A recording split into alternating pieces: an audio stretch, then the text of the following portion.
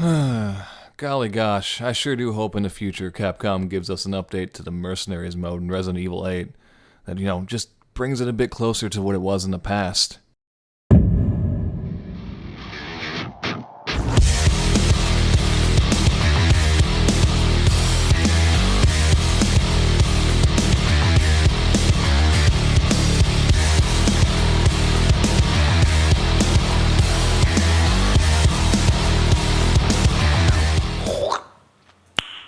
Nice. Hey everybody, it's Cosmic_Bones. The underscore isn't silent. A couple months ago, Capcom announced the details on Resident Evil 8's DLC, and aside from the obvious story stuff, we got a surprise Mercenaries mode update as well, and it really got me excited as all hell. I personally love the mode, and spent a lot of time with it back in the days of RE5. However, I am a bit bummed that they haven't brought the mode back to where it was before the series got the soft reboot from RE7. With the upcoming update, we're certainly closer to the days of old Mercenaries, but with no word of third person being available for the mode or any word on it coming back for 4's remake, I am a bit worried, because it is, in my personal belief, the best semi-non-single player based experience in the Resident Evil franchise. Now, I don't think a single person would blame you for not playing Operation Raccoon City, Umbrella Corps, or Resistance. All three are multiplayer-focused Resident Evil titles, and all three are pretty much universally panned by critics and fans alike. Out of those three, I've only actually played Operation Raccoon City when it first launched. You were totally able to have some fun with it, don't get me wrong, it just had no staying power and not really much to its gameplay. And I'm not even sure what to think about Reverse, which was supposed to come out alongside Resident Evil 8. It's already been delayed for over a year.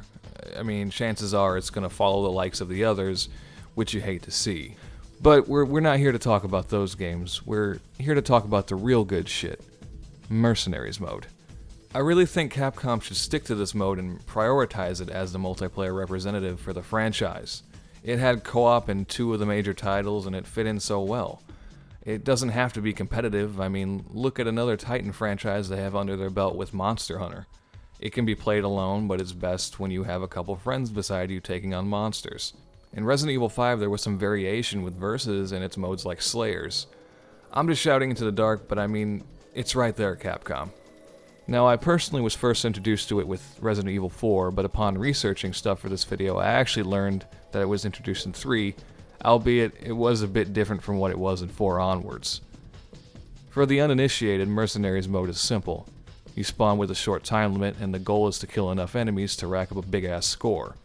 Killing enough enemies in a row for a combo helps multiply the score. There are bonus timers scattered across the map to help keep it from hitting 0. There are typically several maps to play on, with Resident Evil 4 and 8 having the least, and 6 having the most. You progress and unlock more maps and characters by getting higher ranks. It's a chaotic, quick-paced thrill ride of a mode, but one of the funnest extra modes in a game I've ever played. Once you get an understanding of the maps and how to best use the weapons you're given, getting those higher ranks gives a good boost to the old dopamine. And to add even more to the fun, 5 and 6 had co-op, which I feel is the way Capcom should have gone for multiplayer focus when it came to the RE franchise. You and a buddy, or stranger, choosing your favorite characters and destroying zombies. Simple, effective, and much better than what they've been putting out otherwise. Good luck finding a lobby nowadays, though. Now, for those who have watched the first video I made years ago, you know that I like unlocking shit.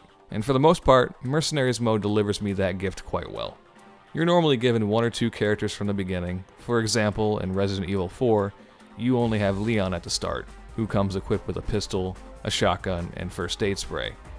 If you're able to get a decent rank, you'll get Ada, Krauser, Hunk, and finally Wesker. Each comes equipped with different weapons and melee punishes. That's right, just in case you haven't noticed yet, Mercenaries mode is actually a character action game, and it's fucking beautiful. Some characters are much more powerful than others, but they can all be good in the end. In order to actually unlock everything for Resident Evil 4's Mercenaries, you have to get a 5-star ranking with all characters on all stages, so you better get used to not always running around as Krauser fucking shit up. Resident Evil 5's Mercenaries mode is actually where the characters shine the most. There are a bunch of them to try out, especially thanks to the Gold Edition. Different costumes, throwback characters, and a shitload of maps means you have a lot to play around with here. Resident Evil 6's Mercenary mode doesn't differ much from 5's, aside from having skills and some funky online requirements to get more characters, so I actually didn't play it when preparing to make this video. But it does have a dope-ass Left 4 Dead crossover, so there's that. Mercenaries mode took a bit of a back seat in Resident Evil 7, which was fine, but it was definitely missed. Capcom wanted to take the series back to its roots in a different way, and it did pay off. But with the switch from third person over the shoulder to first person, how would Mercenaries mode work out? Well, the question was answered once 8 arrived. Now, you see, Mercenaries was never difficult per se. The difficulty could come from how the AI acted. But with third person, you were able to see a bit more behind you on top of audio cues, so you had a better direction in order to keep the combos going. The change to first person did make it a slight bit harder and scarier, which at least fits with what they wanted for the series for re-establishing its horror. Now don't get me wrong, complaining about the switch to first person is for sure a nitpick, but I'm the type of person who likes to see my character performing things rather than a pair of hands with a gun. The maps also got changed up a bit in 8. They're now divided into different stages, leaving you to kill a certain amount of enemies before a goal spawns, sending you to the next level in the stage. They even tell you the number of the enemies in the stage now, so you can get an all enemies cleared bonus, and it does feel quite fantastic if you're able to get all enemies cleared in a combo in one stage though, which was pretty difficult to do in earlier Mercenaries mode entries. The biggest downside to these stages though, to me, is they seem to railroad you a bit, which takes away some of the exploration a stage can have.